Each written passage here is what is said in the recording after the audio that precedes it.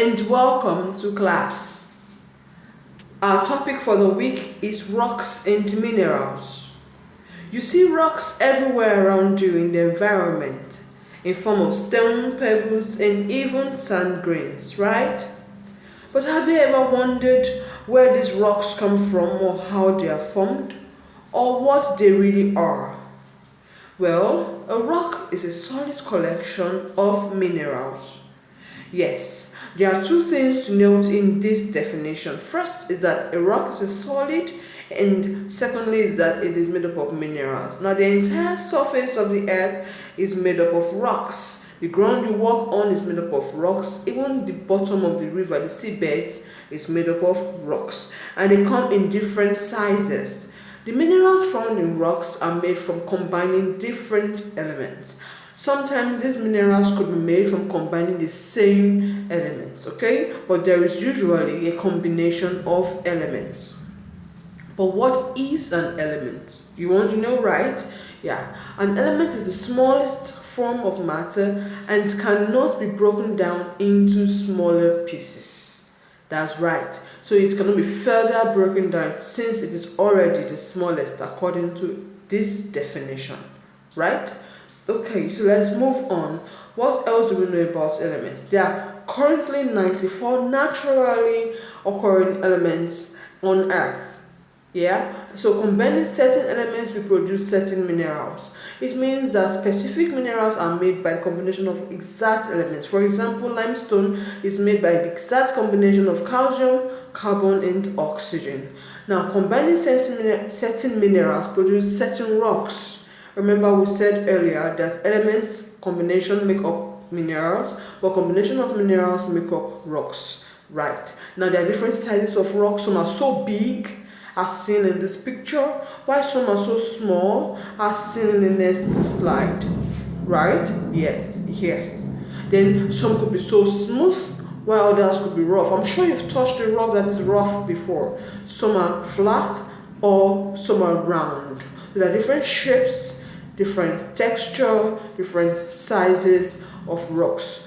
Some are circular or triangular and so on. Different shapes of rocks depending on how they are formed. Even color-wise, some can be black or white.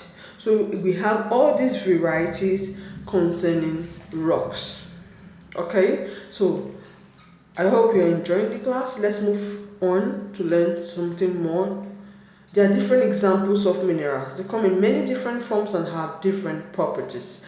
There are three different types exactly. We have the igneous, sedimentary, and metamorphic rocks. So examples of igneous rocks are obsidian, granite, basalt, and gabbro. There are so many more, but for this class, I've listed just those. And examples of sedimentary rocks are sandstone, limestone, conglomerate, and shale. Now, examples of metamorphic rocks are schist, I beg your pardon, that's a typographical error, marble, and the others. Now, comparing rocks with minerals, you'll find out that minerals have a shiny appearance because they have a crystal structure. You see? So you can say minerals are special rocks because these ones have a shiny appearance. So a mineral is a naturally occurring substance with distinctive chemical and physical properties. These distinctive properties is what makes them stand out. That is why one mineral is different from the other. Now, they are made from the same elements or a combination of elements. Every mineral is unique. There are over 3,500 known minerals on Earth's surface. Can you beat that? That's quite a number, don't you agree? Now, of this large number, only about 100 of those are found commonly around Earth. Sadly. Very sad. Good. Now, geologists have developed different systems for identifying and naming minerals because minerals are so many they are difficult to identify. An example of this test is the streak test. Alright, so by looking at a mineral does not just help you identify the particular mineral.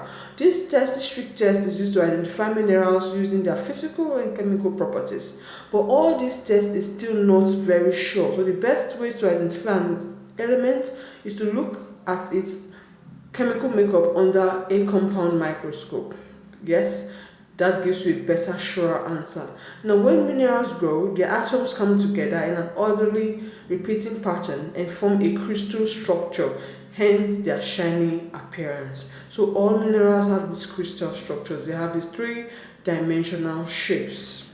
Diamonds in mineral, you can see examples on the screen. Each type of mineral has its own specific type of crystal shape and color too. Now, some examples of minerals are quartz, dark, mica, feldspar, copper, diamonds, rubies, emeralds, sapphire, and so on. Name them.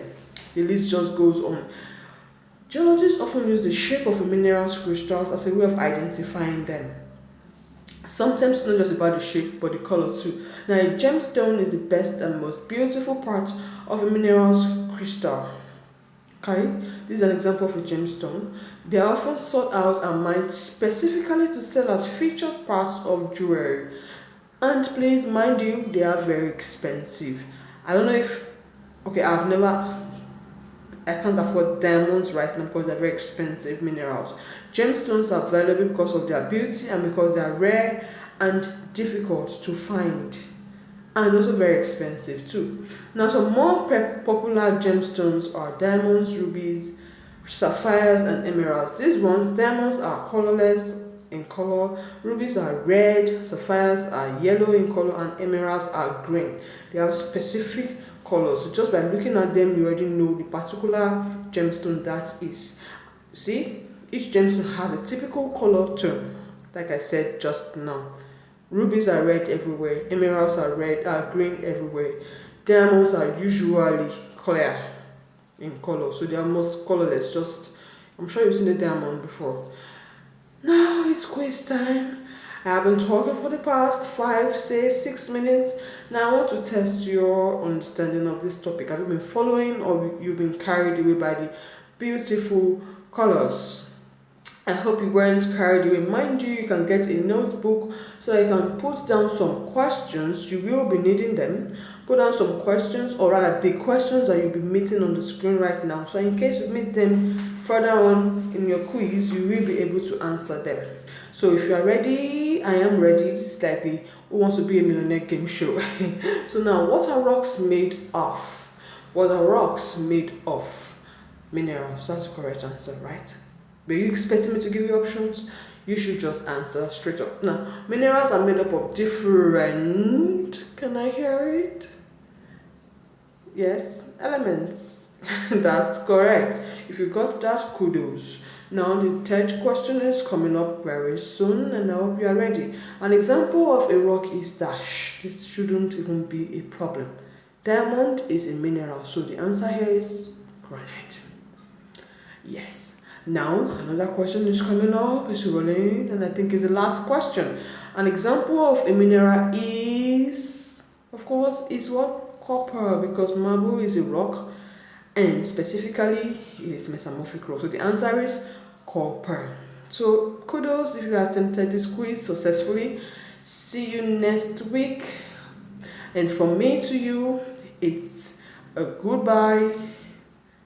Please remember to stay safe.